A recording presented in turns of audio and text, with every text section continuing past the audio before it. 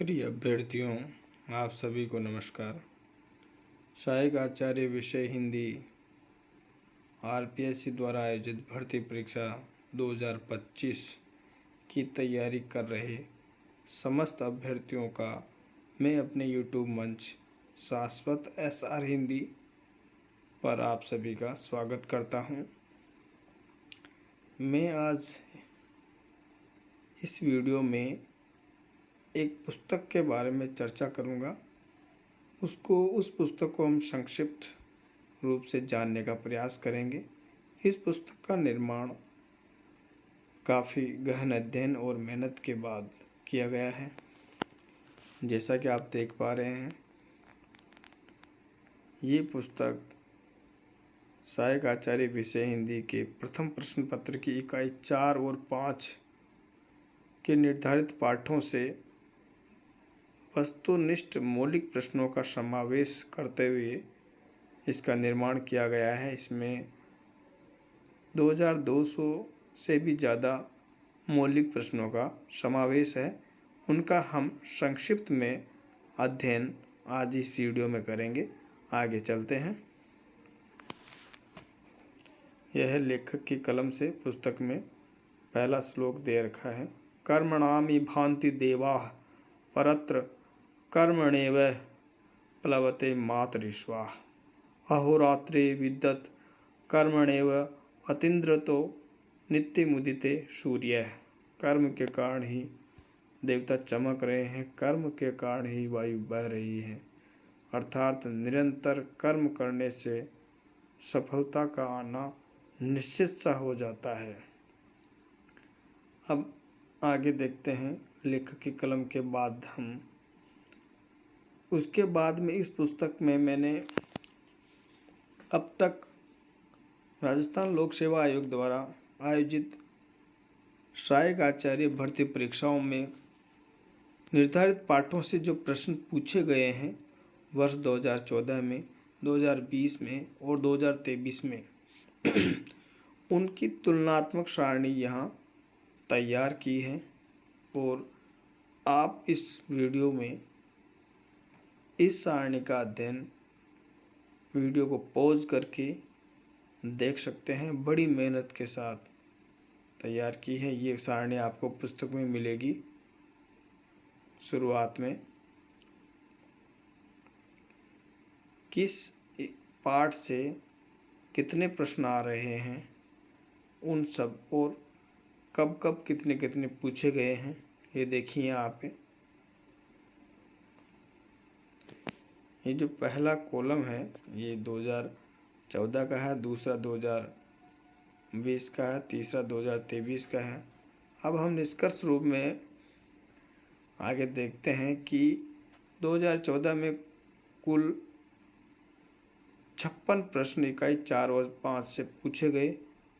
2020 में 58 प्रश्न और 2023 में 60 प्रश्न इन निर्धारित पाठों से क्रमशः पूछे गए हैं। एक अच्छा भाग है, क्योंकि कुल दोनों प्रश्न पत्रों को मिलाकर 300 प्रश्न होते हैं। उनमें से 60 प्रश्न लगभग इसमें से आते हैं इकाई 4 और 5 में से। अगर आप इनको साथ लेते हैं, क्योंकि विषय वस्तु काफ़ी विस्तृत है और दूसरी बात इसकी पुस्तकें बाज़ार में उपलब्ध भी नहीं हैं, समय भी अधिक लगता है, तो आप इस पुस्तक के अध्ययन से अपनी तैयारी को और पुख्ता कर सकते हैं, अपना स्तर जांच सकते हैं। यह है अनुक्रमणिका।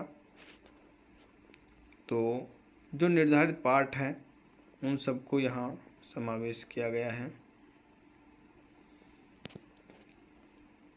ये पीपीटी है, पुस्तक नहीं है। उस पुस्तक को पीपीटी के माध्यम से आपके सामने प्रस्तुत किया जा रहा है।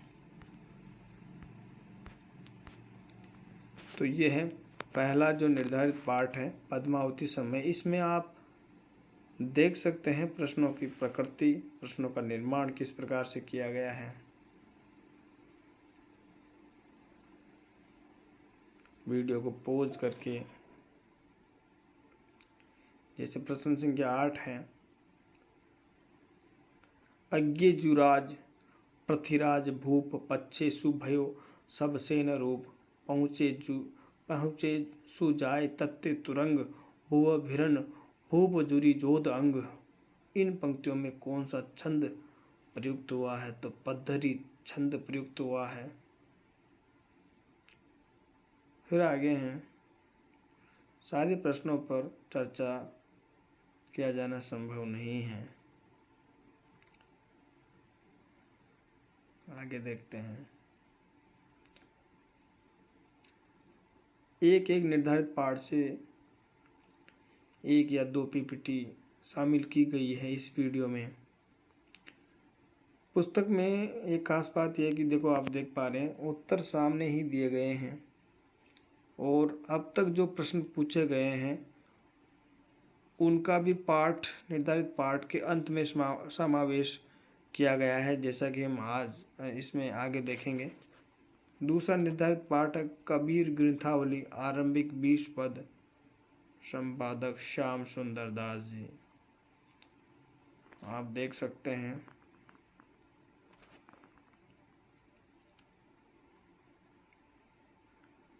प्रश्न संख्या 3, श्याम सुंदर दास के अनुसार उनके द्वारा संपादित कबीर ग्रंथावली का मूल आधार है। ये आधार है, विकल्प है संवत 1561 में लिखित हस्तलिखित प्रति। प्रश्न संख्या 5, श्याम सुंदर दास जी ने कबीर ग्रंथावली ग्रंथ की भूमिका लिखी। तो विकल्प है ज्येष्ठ कृष्ण त्रयोदशी संवत 1985 को। प्रश्न संख्या 7, कबीर दास के पूर्व के किसी भक्त की वाणी नहीं मिलती। हिंदी साहित्य के इतिहास में वीर गाथा काल की समाप्ति पर मध्यकाल का आरंभ कबीर दास जी से होता है, अतएव वे इस काल के आदि कवि हैं। यह कथन किस विद्वान का है? तो श्याम सुंदर दास जी का है। आगे देखते हैं,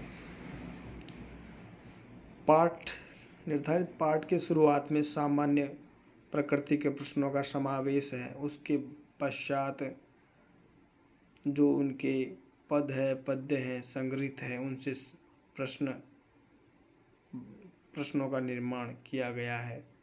प्रश्न संख्या 13, दुल्हनी गावहु मंगलाचार पद में जिन प्रतीकों का उल्लेख किया गया है उनमें से असंगत है। तो गुरु वेद पाठी, इसका जो है संकेत नहीं किया गया है, इस प्रतीक का प्रयोग नहीं किया गया है। प्रश्न संख्या 16, अंगी उधार लागिया गई दवा पटी में दवा पटी का अर्थ व्यंजित है। तो विरह दावाग्नि का प्रस्फुटन, यह है विकल्प है। और ये जो, जैसा कि मैंने कुछ देर पहले आपको कहा था, अब तक जितने प्रश्न जिस निर्धारित पाठ से पूछे गए हैं उन सभी प्रश्नों का एक ही जगह संग्रहित उन सब किया गया है। जैसे कि देखेंगे यहाँ 2014 में जो प्रश्न पूछे गए हैं, यहाँ उन सभी का समावेश है। 4 प्रश्न पूछे गए थे। उसके बाद में 2020 में जिस इस निर्धारित पाठ से जो प्रश्न पूछे गए थे वो उनका समावेश यहाँ है। और उसके बाद में ये देखो 2020 के बाद में 2023 में इस निर्धारित पाठ से जो प्रश्न पूछे गए हैं उन सभी का समावेश है। अब आगे है मीरा पदावली। ऐसा क्रम से सभी निर्धारित पाठों के प्रश्नों के निर्माण में पाठ के निर्धारित स्वरूप में अंत में उन प्रश्नों का समावेश किया गया है, ताकि आपका समय भी बचे और आप इन चीज़ों को एक ही साथ देख पाएँ।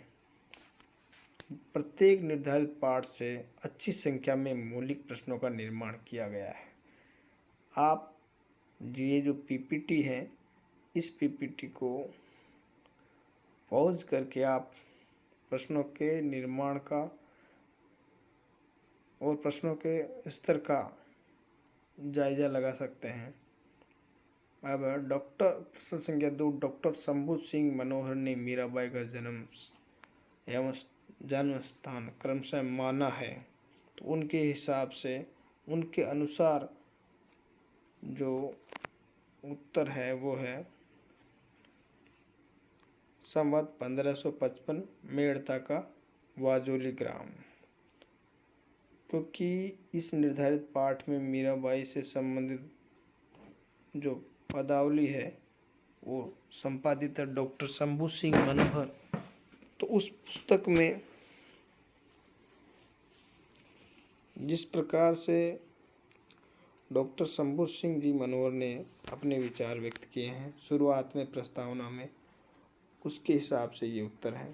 फिर आगे हैं, डॉक्टर शंभू सिंह मनोहर ने मीरा शब्द की व्युत्पत्ति मानी है। तो आप देख रहे हैं अजमेर शरीफ के संत मीरा साहिब के नाम से आप देख पा रहे हैं।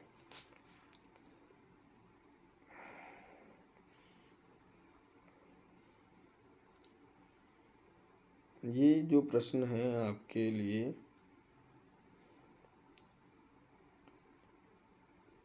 एक उदाहरण स्वरूप है। मीरा कृष्ण को दर्शन देने के लिए किसकी दुआई देती है? पूर्व जन्म के वचन की। आगे देखते हैं, 2-2, 3-3 पीपीटी का समावेश इस वीडियो में किया गया है ताकि आपको सहज ही लग जाए कि जो पुस्तक है आपके चयन में कितनी ज़्यादा सार्थक होने वाली है, कितना समय आपका बच जाएगा।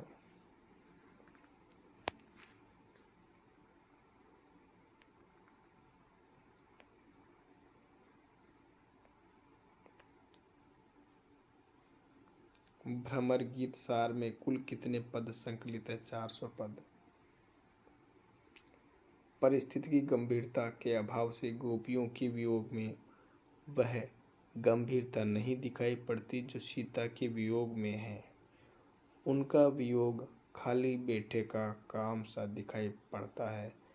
शुक्ल जी के ऐसा मानने का जो कारण असंगत है वह है गोपियों को कृष्ण से भावनात्मक प्रेम था ही नहीं, ये असंगत है। ऐसा ही आप देखेंगे। कायर बके लोह ते भाजे लरे जो सूर बखाने, इस पदांश में कौन सा अलंकार प्रयुक्त हुआ है? तो काव्य शास्त्रीय प्रश्नों का भी समावेश यथास्थान किया गया है, श्लेष अलंकार। आगे देखेंगे, आप पोज करके पढ़ सकते हैं, चाहे इसी ग्रंथावली इसमें से भी पीपीटी शामिल की गई है। पद्मावत महाकाव्य में नागमती वियोग खंड 57 खंडों में से किस क्रमांक पे आता है? तो 30वें क्रमांक पर नागमती वियोग खंड कुल कितने कड़वकों में रचित है? 19 कड़वकों में रचित है। आप जानते हैं कड़वक जो है 7 चौपाई के बाद में एक दोहे को शामिल करने से इसमें पद्मावत में कड़वकों का निर्माण किया गया है। 2 छंदों का सुंदर समावेश कड़वक स्वरूप में सामने आता है। आप देखेंगे, रामचंद्र शुक्ल ने जायसी ग्रंथावली पुस्तक का संपादन कब किया? संवत 1981 में। शोर सुवेती आवे जूड़ी जा रहूं सेज हिवंचल बूढ़ी। प्रस्तुत पदांश में शोर और जूड़ी शब्द का अर्थ क्रमशः है रजाई और बुखार। अब आप देखेंगे प्रश्न संख्या 32 में, यही मास उपजे रस मूलू में, श्रृंगार रस के मूल से जायसी का अभिप्राय है काम भावना। यहाँ जो अंग्रेजी में ये वर्ण छप गए हैं इसकी जगह आप श्रृंगार पढ़े। और सारे प्रश्न बहुत ही उत्तम स्तर के निर्माण किए गए हैं। ये कवितावली पद 65 से 110 तक बहुत ही। कवितावली के 7 कांडों में छंदों की संख्या क्रमानुसार है। तो सबसे छोटे जो कांड है अरण्य कांड में 1 छंद है और किष्किंधा कांड में भी 1। और देख पा रहे हैं आप उत्तर कांड सबसे बड़ा है, 183 छंदों की संख्या है इसमें। और कुल 325 छंदों का समावेश इसमें मिलता है कवितावली में। कवितावली का रचना काल संवत 1655 से संवत 1680 तक। तो आप देखते हैं कि निर्धारित पाठ के शुरुआत में विभिन्न विद्वानों ने उस रचना के बारे में क्या कहा है, कितने महत्वपूर्ण तथ्य उससे संबंधित है, उनका समावेश इस पुस्तक में किया गया है। उसके बाद में जो आपका निर्धारित पाठ है उससे प्रश्नों का निर्माण किया गया है। कि प्रश्न संख्या 8, के न आयो करो न करो गो करतुती भली लिखी न विरंची हूँ भलाई भूली भाल है। तो ये किस कांड से, उत्तरकांड से है। तो आप देख पा रहे हैं तुलसी, प्रश्न संख्या 11, तुलसी बनी है राम राबरे बनाए ना तो धोबी केसो कुकरू न घर को न घाट को। धोबी की के कुत्ते की संज्ञा किसे दे रहे हैं? तुलसी जी स्वयं को दे रहे हैं। अब है बिहारी रत्नाकर आरंभिक 25 तो हैं। जो ये पीपीटी है उसमें जिन प्रश्नों का समावेश है आप उनको देख पा रहे हैं। सभी प्रश्नों पर चर्चा करने से ये वीडियो काफ़ी लंबा हो जाएगा, तो आप देख पाएंगे। बिहारी सतसाई प्रश्न संख्या 6 के संपादन में जगन्नाथ दास रत्नाकर जी ने किन दो ग्रंथों का सहारा मुख्य रूप से लिया है? तो ये है विकल्प है लल्लू लाल कृत लाल चंद्रिका टीका, सरदार कवि की टीका। अब है आगे घनानंद कवि। इसमें से भी बहुत ही उत्तम स्तर के प्रश्नों का निर्माण आप देख पाएंगे। तो इस पुस्तक से अब आगे हैं चिंता तथा श्रिताश्रक कामयानी जयशंकर प्रसाद जी की। इसमें भी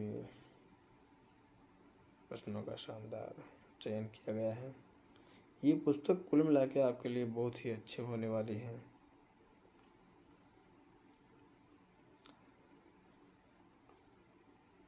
ये हैं देखो,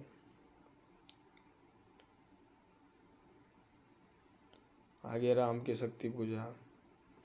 प्रत्येक निर्धारित पाठ से कुछ अंश आपके सामने है। राम की शक्ति पूजा में पंक्तियों की संख्या कुल संख्या 312 है। और आगे देखेंगे अंधेरे में गजानन माधव मुक्ति बोध जी। इस पुस्तक अंधेरे में कविता में अंधेरा प्रतीकार्थ है। विकल्प है आदमी के अवचेतन और सामाजिक विसंगतियों का। जंग खाई हुई जमी हुई जबरन सिटकनी हिलाकर जोर लगा दरवाजा खोलता झांकता हूँ बाहर। किसकी व्यंजना की गई है? व्यर्थ हो रही परंपराओं को त्याग कर नए परिवेश को अपनाने का प्रयत्न। ये देखेंगे आप। तो ये जो संक्षिप्त चर्चा है गोदान उपन्यास, इसमें से अच्छे प्रश्नों का 85 से ज़्यादा प्रश्नों का निर्माण किया गया है। यदि मैं गोदान लिखता तो यह 200 पन्ने का हो जाता। मोटापा कम होने से उसका प्रभाव बढ़ जाता। शहर थोपा हुआ सा लगता है। उक्त प्रसिद्ध कथन कहा है जैनेन्द्र कुमार जी ने। पूरे गोदान का महत्व कितना घट जाएगा यदि हम कहें कि गोदान में मूल समस्या कर्ज की समस्या है, नामवर सिंह जी ने कहा है। तो सामान्य जो इसके जानकारी है उनका प्रश्नों का समावेश, उसके बाद में विषय वस्तु से संबंधित प्रश्नों का समावेश काफ़ी अध्ययन के बाद किया गया है। इस पुस्तक समीक्षा या पुस्तक चर्चा या पुस्तक की संक्षिप्त जानकारी मैं आपको दे रहा हूँ। आप इस पुस्तक को मंगवा सकते हैं और अध्ययन कर सकते हैं। महाभोज उपन्यास मन्नू भंडारी जी का। महाभोज उपन्यास में किस बिंदु की ओर संकेत नहीं किया गया है। महाभोज उपन्यास का नाट्य रूपांतर हुआ कब हुआ? महाभोज उपन्यास जब घर में आग लगी हो तो सिर्फ अंतर जगत में बने रहना या उसी का प्रकाशन करना क्या खुद ही अप्रासंगिक, हास्यास्पद और किसी हद तक अश्लील नहीं लगता? उक्त पंक्तियों से मन्नू भंडारी का मूल मंतव्य क्या है? उनका मंतव्य है कि साहित्यकार को अपने परिवेशगत न्यूनताओं को समाज के समक्ष रखना चाहिए। तो इस प्रकार से आधे अधूरे नाटक मोहन राकेश जी का। आधे अधूरे नाटक के निर्देशक है ओम शिवपुरी। पहला मंचन किस संस्था द्वारा हुआ है? दिशांतर संस्था द्वारा। तो इस प्रकार से है। अब श्रद्धा भक्ति निबंध आचार्य रामचंद्र शुक्ल जी का।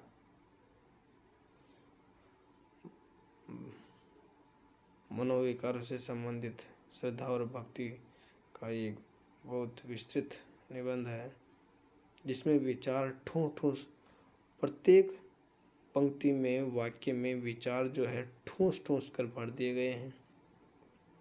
अब देखेंगे नाखून क्यों बढ़ते हैं, ये भी बहुत ही उत्तम कोटि का निबंध है। इसमें से बहुत ही मौलिक प्रश्नों का निर्माण किया गया है। आगे देखें राघव करुणो रस निबंध कुबेरनाथ राय जी का। सभी निर्धारित पाठों से अच्छी संख्या में लगभग 70 से 100 के बीच में प्रश्नों का निर्माण इस पुस्तक में किया गया है, जो कि हम पीपीटी के माध्यम से देख पा रहे हैं। उसने कहा अब कहानियाँ 3 निबंध आने के बाद पहले पद्य खंड शामिल है, फिर उपन्यास, उसके बाद में निबंध। अब ये कहानियाँ हैं, 8 कहानियाँ हमारे पाठ्यक्रम में हैं। उन सभी में से उम्दा प्रश्नों का, बहुत ही शानदार प्रश्नों का निर्माण इस पुस्तक में है। कफन कहानी, मुंशी प्रेमचंद जी की कहानी। आप देखिए, आप देखेंगे कि इसको वीडियो को जब आप पॉज करके प्रश्नों को पढ़ेंगे तो आपको लगेगा कि वास्तव में कितने शानदार प्रश्नों का निर्माण काफ़ी गहन अध्ययन के बाद किया गया है। पुरस्कार कहानी जयशंकर प्रसाद जी की बहुत ही। उसके बाद में है रोज कहानी सच्चिदानंद हीरानंद वासन अज्ञेय। फिर उसके बाद में गदल कहानी से प्रश्नों का समावेश किया गया है। अब आप देखेंगे पराई प्यास का सफ़र, इस पीपीटी के माध्यम से आपके सामने प्रस्तुत है। पराई प्यास का सफ़र कहानी का प्रथम प्रकाशन 1979 में माना जाता है। कहानी लिखी गई है संवाद शैली में। अब है कहानी सलाम। कहानी ओम प्रकाश वाल्मीकि जी की कहानी है।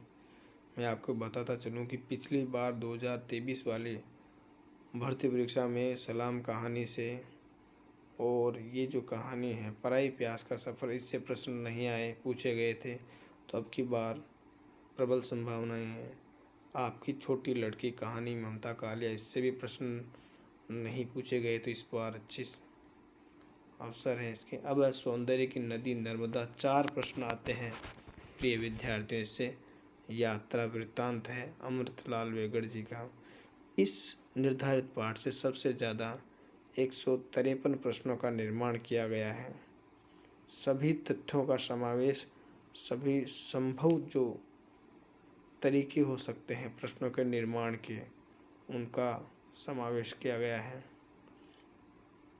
नर्मदा यात्रा का प्रारंभ और समापन कब हुआ, क्रमशः किस वर्ष में हुआ, सौंदर्य की नदी नर्मदा में वर्णन है, और सौंदर्य की नदी नर्मदा में लेखक के अलावा किन अन्य 2 विद्वानों के वक्तव्यों को स्थान दिया गया है, जो भूमिका में या प्रस्तावना में शुरुआत में, पुस्तक की शुरुआत में दिया गया है। मोहनलाल वाजपेयी, नयन न तिरुपत भेल, रमेश चंद्र शाह, नर्मदा की बात। आगे देखिए सन्यासी कहता है कि नर्मदा परिक्रमा के दौरान मैं केवल कंद मूल फल फूल दूध दही लेता था, और यदि ये भी ना मिले तो माँ का दूध से सन्यासी का आशय रहा है नर्मदा का जल। इस प्रकार से इस निर्धारित पाठ से सर्वाधिक प्रश्नों का निर्माण हुआ है। पुस्तक को आप देखने के बाद, इन प्रश्नों के स्तर के देखने के बाद में आपको लगेगा कि वास्तव में ये पुस्तक आपके लिए कितनी ज़्यादा महत्वपूर्ण होने वाली है। मुझे संतोष है कि मैं इस प्रकार की पुस्तक का निर्माण कर पाया।